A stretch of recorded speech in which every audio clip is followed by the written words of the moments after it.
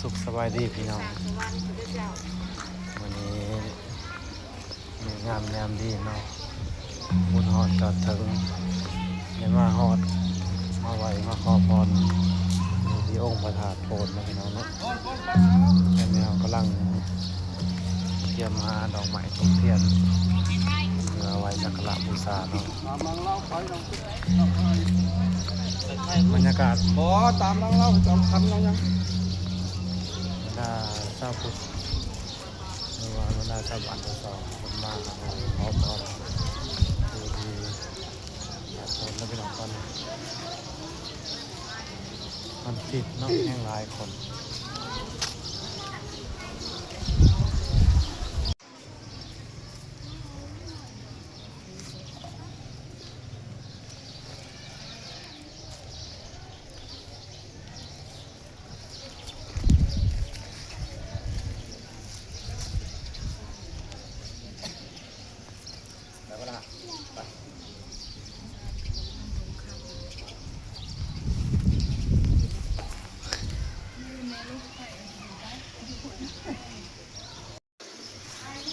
สาธุสาธุด้วยพี่น้อง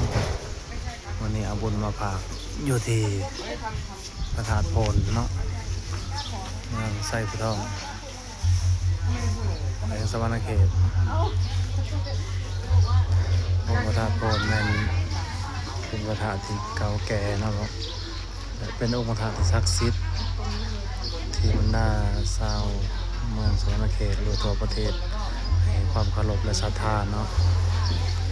อะไรก็สามารถมาขอพรมาบนไหนเด้อพี่น้องเนาะตามความเชื่อเนาะอันนี้มันเป็นความเชื่อส่วนบุคคลเนาะ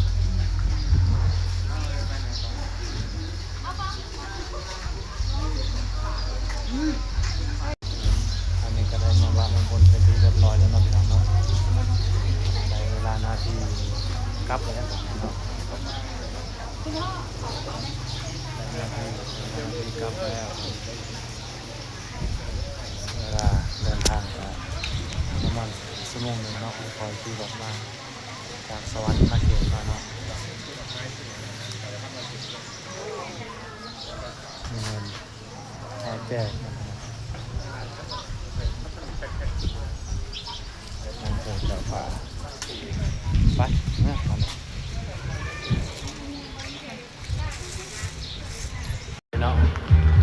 มาเลาะตลาดบ้านปลาไหลตลาดบ้านนาเหมือนกันเนาะ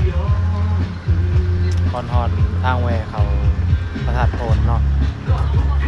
มีเพิ่นขายหลากหลายเพิ่นขายเนาะขายมีหลายแนวเนาะมีเอียนมีเต่ามีแรดหอยเดือนกเขาหอยปลาคอปลาต่างๆเนาะมาแวะซื้อน้ำเพิงเนาะทางเพิงฮะเพิงโลกว่านี่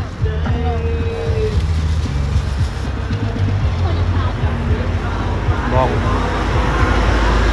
องเหล่าเนาะทางไร่บ้องเหล่า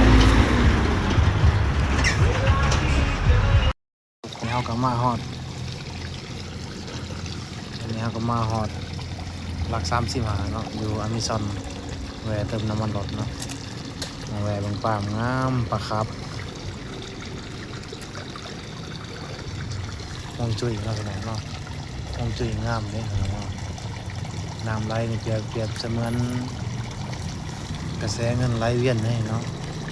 อะไรไหลเวียนไม่ใช่ไหลเวียนไปมาอยู่นี่แหละนี่ก็ปลาครับนี่ก็หมายถึงการบุกเบิ้ลนี่เนาะปลานี่มักลอยกระทวนกระแสน้ำเนาะคนนั้นเนาะหมายถึงการสู่ชีวิตเป็นว่าเอากินกาแฟก่อนเนาะโยนมีซอน มันกินกาแฟมีซอนทำอะไรเดินทางเข้ามาเนาะ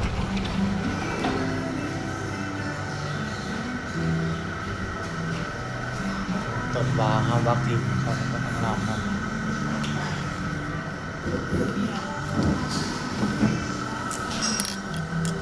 เรากินกาแฟกันเด้อบรรยากาศชิลมันคนมาไล่นะกันไปแล้วเนาะตอนเขามาว่ากันไล่เนาะ